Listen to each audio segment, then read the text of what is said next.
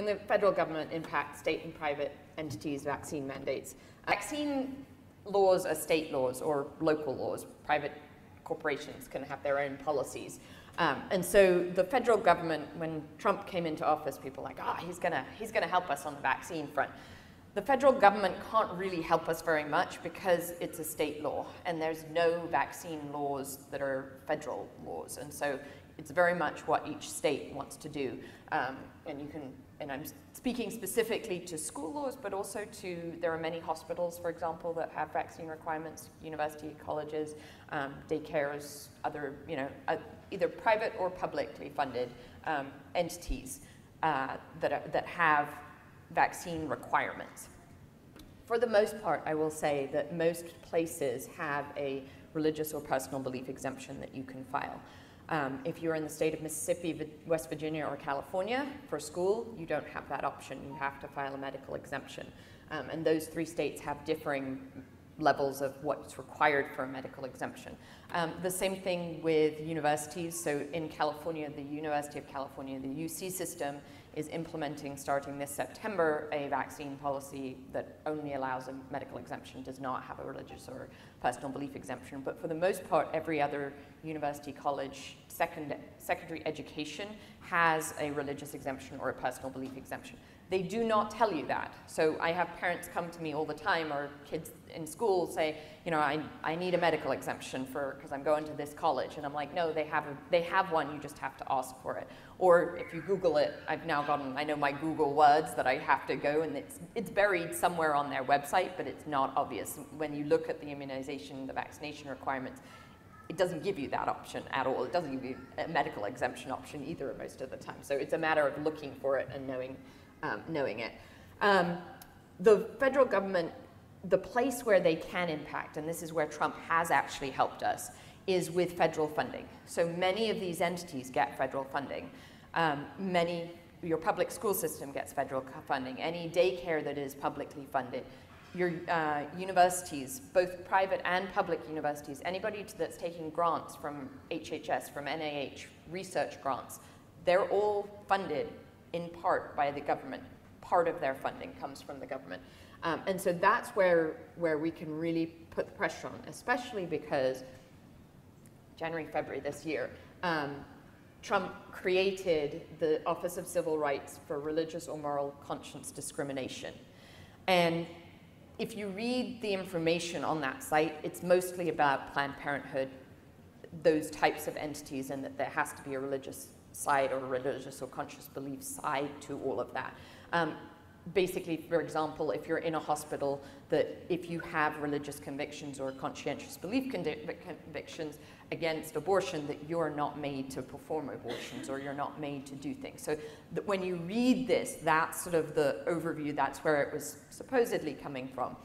But on the vaccination issue, it's big, and it gives us a leeway into this. And I will say it's specifically for entities that are publicly funded, that are funded by HHS, which when you look into it, there are a lot of them, even just on a very small scale. Part of their funding comes through the budget and the HHS budget. So he created well, there 2 announcements were made with regard to this Office of Civil Rights. One of them was a set of regulations that basically it was put out for public comment, and it basically is the guidelines of how they are going to investigate these religious or moral conscience discrimination in the workplace, in schools, in education. And the other piece was that he created a complaint process, or this entity, this division, created a complaint process that is allows you to go online basically and file a complaint if you feel you've been discriminated against on religious or moral conscience beliefs on those. Basically, it's a way to ensure that vaccine coercion doesn't happen from a federal level down to a state level. And so the question is, what can you do? What can each of us? You can file a complaint. And there are 2 places that you can file a complaint. So this one place, the HHS department of the Office of Civil Rights, You can file a complaint there if your complaint falls under HHS. So if your entity that's discriminated against you gets funding from HHS, and HHS is extremely broad, so it includes National Institutes of Health, it includes just a bunch of different organizations that are underneath HHS. If your entity gets any funding from any of those organizations underneath it or divisions underneath HHS, this is the place to file. It does not include schools, public schools, because public schools don't get funding from HHS directly. However, there's a filing process under the Department of Justice that you can do for that. And what you're filing discrimination for religious or moral conscience beliefs against an entity that is discriminated against you. And what this complaint process can do is stop their funding. So for most of these organizations that are discriminating, their funding is incredibly important to them. So an example, which we're currently working on, so I mentioned that the UC system in California, the University of California, was implementing a vaccination policy that does not have a religious exemption.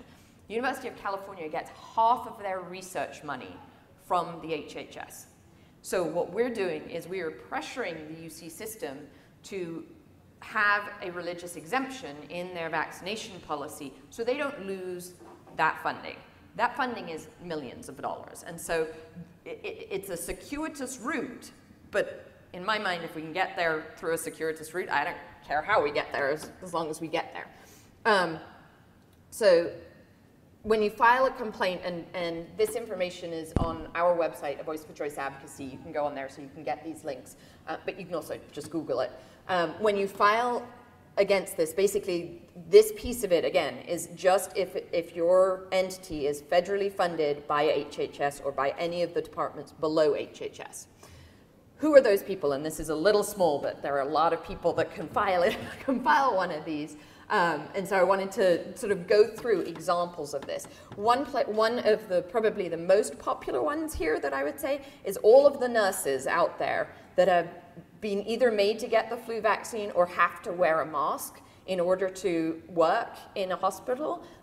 All of those fall under here. There isn't a hospital, there are very, very few hospitals, I should say, that do not get any federal funding at all. And so any nurse that has been discriminated against in that way can file a complaint, and the hope is that those nurses are given a religious exemption or the funding gets taken away. So I'll go through these just quickly. Basically, if you've been denied employment or discriminated against in any sort of hospital, skilled nursing, residential care, medical insurance, health insurance, facility for elderly, disabilities, children, youth, pharmacy, drugstore, research, development, college, university, professional school, all of those fall under this. Discriminated in a hospital, healthcare provider, inpatient, outpatient facility. So again, if you've been thrown out of your doctor's office because you didn't want to vaccinate and that doctor wanted to, was only taking vaccinated kids, that doctor most likely somewhere in the line is getting some funding from HHS, either through the health insurance company, through other funding. There's a plethora of lines that come down there. If you've been denied direct medical insurance, denied access to a temporary shelter, denied entrance to college, denied entrance to a Head Start program, facility for like a group home. So those are all things that fall under this. The complaint process is pretty easy. You do have to give your personal information. You have to explain the situation. The key here is how, we want to flood this system with vaccine issues and with discrimination issues so that at a federal level they can say, whoa, hang on a second. There are people being discriminated all over the country because they won't take the flu vaccine and they're being made to wear masks because they're not given the option of a religious exemption. The other side of this is the school, and that's, when in my life in California, it's the schools we're really more worried about, not that we're not worried about the rest of this. And that the schools don't get funding from HHS. They get funding from the Department of Education, and the Department of Justice oversees that. So you can't file an HHS complaint for specifically not being able to go to school because you're not up to date on your vaccinations, or you don't have a medical exemption, or there's no religious exemption that you can use. So this is specific to California, Mississippi, and West Virginia, where we don't have an option for religious exemption. The other piece of this is the Department of Education does not respond to religious or conscious discrimination complaints. So if you have been discriminated on either of those grounds in a school, you can't go to the Department of Education. They throw it over to the Department of Justice. So if you haven't been able to get your kid in school with a religious exemption, you basically send an email. There's no official complaint form. One of the things that we've also been pressuring the Trump administration is that they basically take the same thing they did in HHS and do that under the Department of Education or the Department of Justice. We'll take either one, but to make the complaint process much easier. You send an email to either of these, to both of these email addresses, and you basically send all of the information of how your child has been discriminated against, or you've been discriminated against. Again, the point here is to flood the system, to make as many complaints as possible. They have to be real complaints, but as many complaints as possible that you or your child has been discriminated against in a public education setting, to get the administration and get on a federal level it on their radar that there should be religious belief exemptions, and also to put pressure on the schools in those states.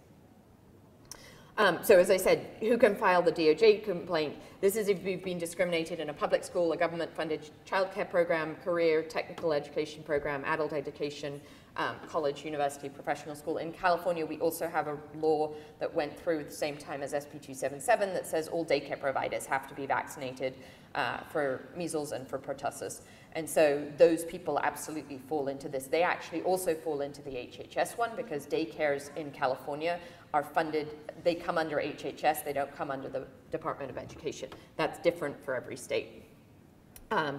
If you're refused a federal grant, loan program, work-study program, any of those things, if you've been denied entry, if you're denied special education services, or if you haven't been given the least restrictive environment. So what we're seeing in California is that children with an IEP are supposed to, an independent education program, are supposed to be allowed into school regardless of their vaccination status. Some school districts are interpreting that differently and saying that you have to still be vaccinated even though you're on an IEP. The IEP is at a federal level, it trumps state level. But what we found is that some of those schools are saying, oh, well, you know, we're not going to put you in school, but we'll put you in this other environment that's similar to a homeschool, or we're going to send a teacher to your home. That's not the least restrictive environment, and that's what the Federal Disabilities Act trumps our state law. Again, that's specific to California. But so these two things are specific to how can we use the tools we've been given, so these complaint formats on a federal level, to impact what's happening on our state level, or what's happening in our local and in our jobs. And these are two ways that I think are really, really important. And you know, if you hear of anyone that has been booted out of school, or that has to wear a mask, or that has to, you know, that has to fulfill certain vaccination requirements for their job, this is what they should be doing, because this is how we're going to change that and ensure that a religious exemption and a moral conscience belief exemption, which the moral conscience belief, the conscious belief exemption, is basically, it's similar to a religious exemption, but it goes much further. It's more like a personal belief exemption, and so allows you, it's your own moral conscience that determines it. And so, you know, I say, coming out of this, if you know of anybody that is in any of those situations, or if you think they're in any of the situations, or if you are, please, please, please file a complaint, because the more we can get out there, the more pressure it's going to put on our state and our local entities to do this. So that's all I have, and I'll take any questions on that, and Travis and Candice was over there, can also take questions.